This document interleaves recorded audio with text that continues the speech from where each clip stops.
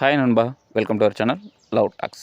இந்த வீடியோவில் நம்ம எதை பற்றி பேச போகிறோம் அப்படின்னா, ஒரு பொண்ணு உங்களை மதிக்கலை அப்படின்னா அந்த ரெஸ்பெக்டை எப்படி ரீகெயின் பண்ணுறது அப்படிங்கிறத பற்றி தான் பேச போகிறோம்.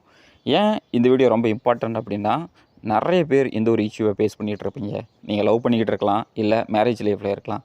கண்டிப்பாக பார்த்தீங்க அப்படின்னா ஆரம்பத்தில் அந்த பொண்ணு உங்களை நல்லா ரெஸ்பெக்ட் பண்ணியிருப்பாங்க, நீங்கள் சொல்கிறத எல்லாத்தையும் கேட்டிருப்பாங்க. ஓவர் த டைம் பீரியடில் பார்த்தீங்க அப்படின்னா உங்கள் மேலே இருக்கிற ரெஸ்பெக்ட் குறைய ஆரம்பிச்சிருக்கும். உங்கள் பேச்சை அவங்க கேட்கவே மாட்டாங்க. இந்த இஷ்யூக்கு என்ன காரணம், அதற்கான சொல்யூஷன் என்ன அப்படிங்கிறத பற்றி தான் இந்த வீடியோ முழுசாக நம்ம பார்க்க போகிறோம். ஸோ வீடியோவை ஸ்கிப் பண்ணாதீங்க, வீடியோவை முழுசாக பாருங்கள்.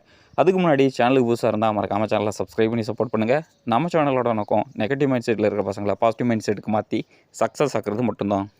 ஒரு பொண்ணு உங்களை மதிக்காமல் போகிறதுக்கு முக்கியமான காரணம் என்ன அப்படின்னா, த டெசிஷன் மேக்கிங் அத்தாரிட்டி பார்த்தீங்க அப்படின்னா உங்கள் கையில் இருந்து அந்த பொண்ணோட கைக்கு மூவ் ஆகிருக்கும்.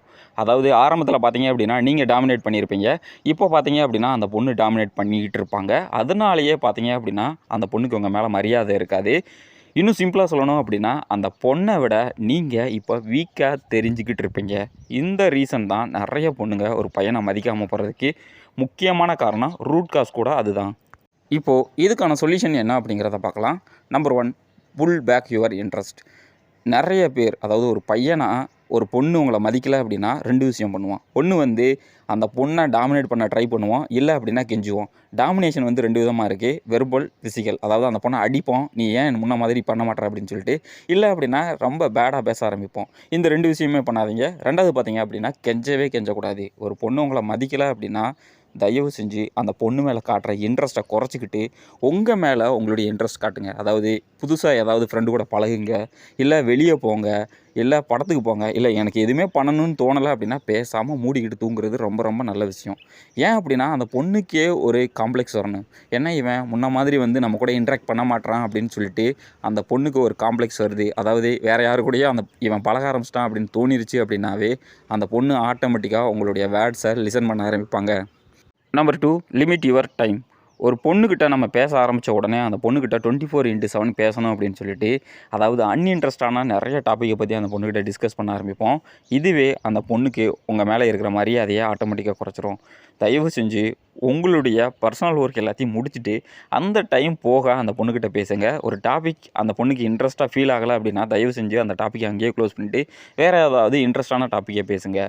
முக்கியமாக பார்த்தீங்க அப்படின்னா நிறைய பேர், அதாவது ஒரு விஷயம் ஓவர்ஃப்ளோவாக, அதாவது ஃப்ரீயாக கிடைக்கிது அப்படின்னா கண்டிப்பாக அதன் மேலே நமக்கு ஒரு உதாசீனம் வரும். ஸோ நீங்கள் உங்களுடைய டைம் பீரியடை அந்த பொண்ணுக்கிட்ட எந்த அளவுக்கு ஸ்பெண்ட் பண்ணுறீங்க. எனக்கு ஒர்க் இருக்குப்பா, நான் போயிட்டு வரேன் அப்படின்னு சொல்லிட்டு ஜென்யூனாக சொல்லிட்டு கொஞ்சம் பிரேக் எடுக்கிறதுக்கிறதுல தப்பே கிடையாது. அதை விட்டுட்டு நீங்கள் 24/7 பேசுகிறீங்க அப்படின்னா கண்டிப்பாக உங்களுடைய வேர்ட்ஸ் எல்லாத்தையும் அந்த பொண்ணு லிசன் பண்ண மாட்டாங்க. அப்படியே லிசன் பண்ணாலும் அதை ஃபாலோ பண்ணுவாங்களா அப்படிங்கிறதுல மிகப்பெரிய கேள்விக்குறி இருக்குது. Number 3, the power of money. நிறைய பேர் சொல்லுவாங்க லவ் அப்படிங்கிற ஒரு விஷயம் காசை டிபெண்ட் பண்ணியெல்லாம் கிடையாது அப்படின்னு சொல்லிட்டு. இதை விட முட்டாளான சென்டென்ஸ் எதுவுமே கிடையாது. ஏன் அப்படின்னா, நீங்கள் வேலைக்கு போகிற ஒரு ஹஸ்பண்டுக்கு இருக்கிற மரியாதை வேலைக்கு போகாத ஒரு ஹஸ்பண்டுக்கு கண்டிப்பாக கிடைக்கவே கிடைக்காது. நிறைய பேர் சொல்லலாம், இல்லை ப்ரோ என் ஒய்ஃபு அப்படி கிடையாது இப்படி கிடையாதுன்னு. 100ல் ஒரு பொண்ணு பண்ணுறத வச்சுக்கிட்டு இங்கே எக்ஸாம்பிள் எடுக்க முடியாது. 100ல் 99% பெண்கள் பண்ணுற விஷயத்தை மட்டும்தான் இங்கே எக்ஸாம்பிள் எடுக்க முடியும். அதுதான் ரியாலிட்டி கூட. ஸோ உங்களுக்கு ரெஸ்பெக்ட் வேணும், உங்களுடைய லவராக இருக்கலாம், மனைவியாக இருக்கலாம், ரெஸ்பெக்ட் வேணும் அப்படின்னா கண்டிப்பாக நீங்கள் வேலைக்கு போகணும். அந்த வேலை மூலயமா ஒரு பணம் கிடைக்கும் தெரியுமா, அதுக்கு கண்டிப்பாக ஒரு ரெஸ்பெக்ட் இருக்குது.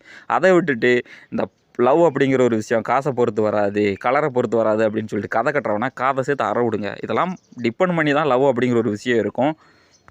ஃபைனலான விஷயம் என்ன அப்படின்னா செல்ஃப் கேர். எவன்லாம் தன்னை கேர் பண்ணிக்கிறாம அந்த பொண்ணை மட்டுமே கேர் பண்ணுறானோ அவெல்லாம் கடைசியில் தெருவில் நின்னால் தான் சரித்திரம் இருக்குது, ஹிஸ்ட்ரி இருக்குது. ஸோ ஒரு பொண்ணை நீங்கள் லவ் பண்ணுங்கள், கல்யாணம் பண்ணுங்கள், தப்பு கிடையாது. சேம் டைம் உங்களுடைய ஹெல்த்லேயும் உங்களுடைய பாடியை ஃபிட்டாக வச்சுக்கிறதுலையும் உங்களுடைய பர்சனல் ஃபினான்ஸை டெவலப் பண்ணுறதுலையும் நீங்கள் ஃபோக்கஸ் பண்ணணும்.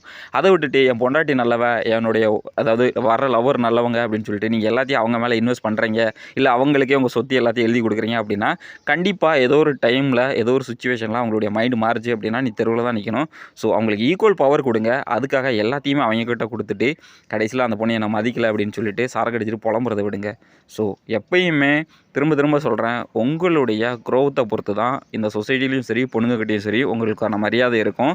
ஸோ அதுக்கான ரெஸ்பெக்டை நீங்கள் வாங்கணும் அப்படின்னா முதல்ல நீங்கள் செல்ஃபாக க்ரோத் ஆகுங்க. அதுக்கு நீங்கள் டெவலப் பண்ணுங்கள் உங்களை நீங்களேவும். கண்டிப்பாக இந்த சொசைட்டியில் பொண்ணுங்க மட்டும் கிடையாது, இந்த சொசைட்டியும் உங்களை மதிக்கும்.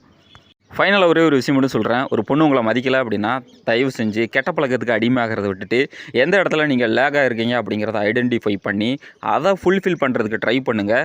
அந்த பொண்ணு மதிக்கலை அப்படின்னா இன்னொரு பொண்ணு கண்டிப்பாக மதிப்பாங்க.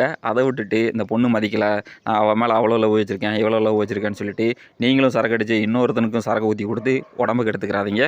உங்களுடைய அதாவது அந்த வீக்னஸ் என்ன அப்படிங்கிறத ஐடென்டிஃபை பண்ணி அதை ரெக்டிஃபை பண்ண ட்ரை பண்ணுங்கள். கண்டிப்பாக இந்த வீடியோ ஏதோ ஒரு விதத்தில் உங்களுக்கு யூஸ்ஃபுல்லாக இருக்கும் அப்படின்னு நான் நம்புகிறேன். அப்படி யூஸ்ஃபுல்லாக இருந்துச்சு அப்படின்னா மறக்காமல் வீடியோவை லைக் அண்ட் ஷேர் பண்ணுங்கள். தேங்க்யூ ஃபார் வாட்சிங்.